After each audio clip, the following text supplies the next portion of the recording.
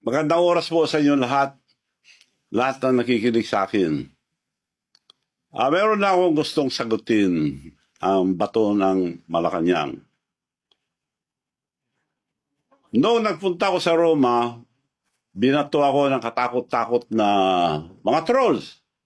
Ang tawag ko dyan, attack dog. Alam niyo ba attack dog? Ulol na aso, pag nakaamoy ng pera, kakagat. Now, sasagot, lahat, tandaan niyo po ito, isa lang ang salita ko. Pag may totoo sa mga panira nila, magpapakulong ako. Ngayon, hindi sila nakontento sa trolls. Ngayon, ang naging trolls, yung spokesperson ng Malacanang, Claire Castro, Yusek Claire Castro. Ganun ba kababa ang spokesperson ng Malacanang? Naging parang attack dog. Dahil kung basta magsalita, parang attack dog.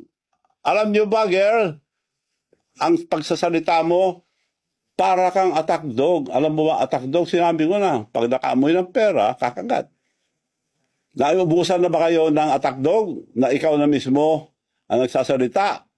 Magsalita kayo ng totoo para paniwalaan kayo ng tao.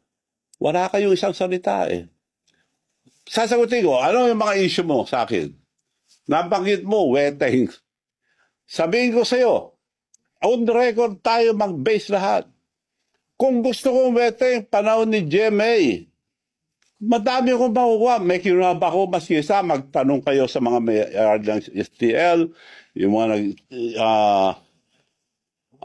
nagpapaweteng nung araw, doon sa bayan, sa probinsya ni Presidente. Wala akong kinuha. Kung interesado ko, ang dami mong nakuha.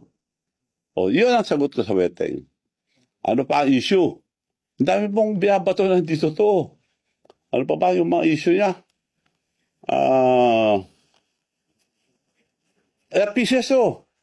PCSO. Ikaw nagsabi yan, ha, girl? Miss Claire Castro. Ikaw nagsabi, ano ba meron dyan? Bakit yun ang gusto mo? Bakit yan? Direktor. Bakit pinagpipilit mo direktor? Hindi ko po pinagpipilit.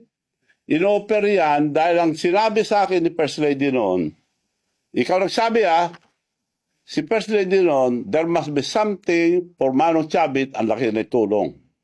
PCSO o PAGCOR. Kinongratulate pa ko yung mga